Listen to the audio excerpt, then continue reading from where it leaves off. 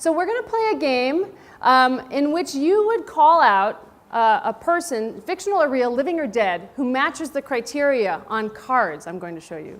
So we're going to play this game as a beginning of our session in this afternoon at the Beta Zone. So when you see the two words on the screen, shout out a person, fictional or real, living or dead, who matches the criteria. Male wizard. Harry Potter. We got a Harry Potter right in the front row here. All right. You would get those cards in this game. Okay? All right. Nerdy CEO. Wow, it was unanimous, Bill Gates. Wow, wow. Does he know that? Musical failure. This could be culturally specific. Anyone? Combination? I think, does anyone know Dr. Spock from Star Trek? He actually had several record albums, Leonard Nimoy. I would maybe classify that. They were not great. How about this one? Pardon? Shout it out. Marie Curie, she could count, I think. Yep. And how about this? Name your Iranian economists. Abbas Miracore is one, for example. All right. So I'm going to explain what this game is about in a little bit. But first, I want to just introduce my background, why I got into thinking about games in the first place. You know, it's kind of unlikely that I'm here speaking with you today. I grew up in the Midwest of the United States. My grandfather died a homeless man in New York City. My father was a factory worker who had an 8th grade education. And I was a sickly child, and I spent more time in hospitals than I did in climbing trees or doing things that other kids did. So what was interesting to me, of course, was that I was just a kid. I didn't know that I was in any way disadvantaged or poor. We were in a rich country, the United States. But I also knew that the world did not seem to have many options. And for people like us, we didn't really think that we could do a lot to change the world. Things started changing for me one Christmas when I got this Atari 2600 gaming console. We hooked it up to a used black and white television set, and I started playing video games. And I really started playing video games day and night. I played hungry. I stayed up. I just kind of really obsessed. You've seen probably your children doing the same thing at home. And what's interesting is that I played video games before I read great literature. I played video games before I saw great art. And for me, video games were something that was profound. There were these little worlds that had rules that I could understand and master. And that was really special to me. And it didn't occur to me, for example, that girls didn't like technology, because I certainly like technology. And these magical portals became things that I became obsessed with, hanging out in video game arcades. Games reacted to me and to my choices. And when you're a kid, you rarely get to make big choices. And so for me, games changed my world and the way I saw myself. Beyond reading and multiplication and all the clever things they teach you in school, I learned things from video games that now research is backing, that video games can teach persistence, that they can normalize failure and iterative try and try again. That it's okay to not know the answer, but to keep experimenting and trying out, to come up with unusual solutions, strategizing and reflecting. So if someone had told my family that a video game would actually change my economic status, send me to college, get a PhD, all of these kinds of things, that would be very surprising, I think. And I don't think anyone would have really believed that at the time. But it's something I actually do believe. But beyond me and the story about how I got into video games, you know, there are pressing problems that all of us are here at the summit, at the forum to deal with. Climate change, poverty, sustainability issues, gender inequity is a big topic, of course, this year, sexual assault. These are all massive topics, and for me, the first idea that comes to my mind is, well, what could video games do in that space?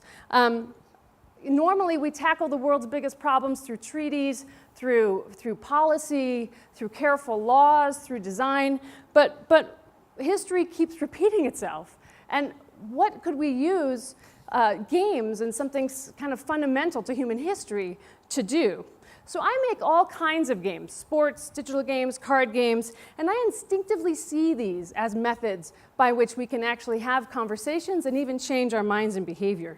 And I will tell you that the games I make, well, they don't necessarily look like they're solving social problems, and that's what I'm going to unpack in the rest of my talk. I'm going to share with you 4 themes or 4 kind of surprising and counterintuitive ideas that I have discovered in the last 10 years of working in video games that might stir some conversation for you in the Q&A.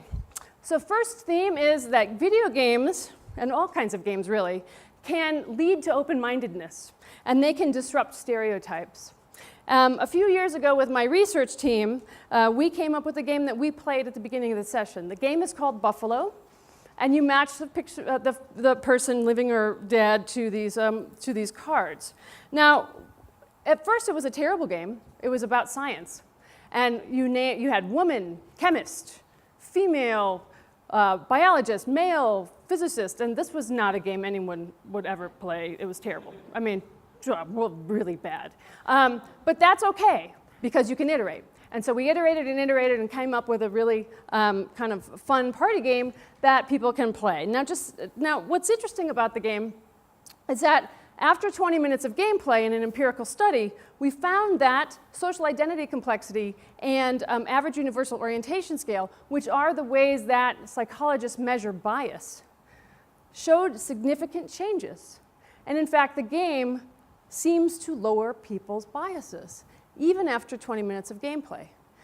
We don't know how long the effect lasts, but what's interesting is that games are played over and over.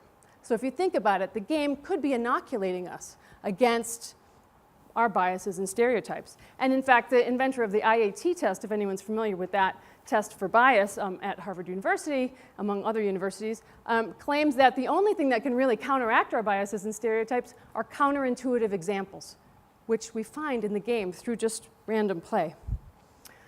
The second second situation I want to talk to you about is fictionalization, and this is going to be a shocker.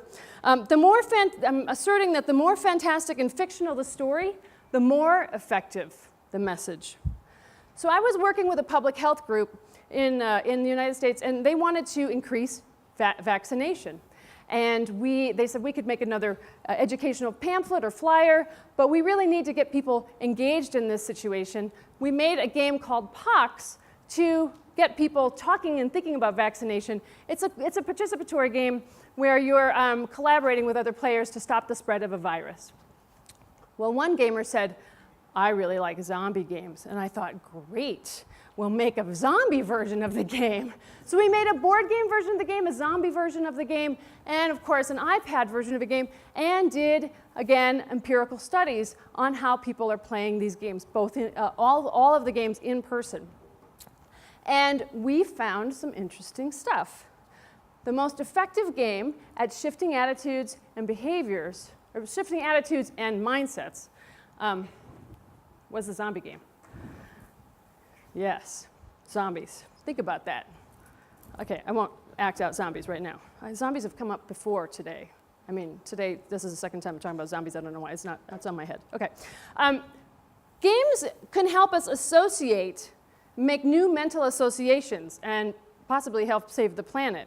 We worked with climate scientists to think about ways in which we could get people recycling. This is a common thing. Everyone wants to have people recycling.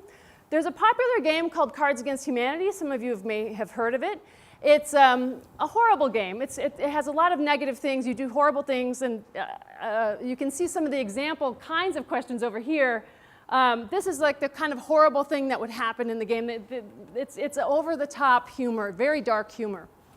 We made our own version of the game, Cops Arrest Manatees, and inserted climate-related themes, things about penguins, things about the Arctic, and they weren't nice. They were just inserted in there in the same theme of the game. And then we did a devious study in which our IRB allowed us to have a study in a bar. We gave everyone cups of water until the study was done, then they could do what they wanted in the bar. And we monitored their recycling behaviors. Now, baseline control condition, just playing a regular version of the game, unfortunately, the baseline recycling rate was 10%. that's not so great. It's really embarrassing, actually, especially in an educated town of New England. But in playing the climate-related version, where there was some climate-related content snuck in, we had a recycling rate of 30%.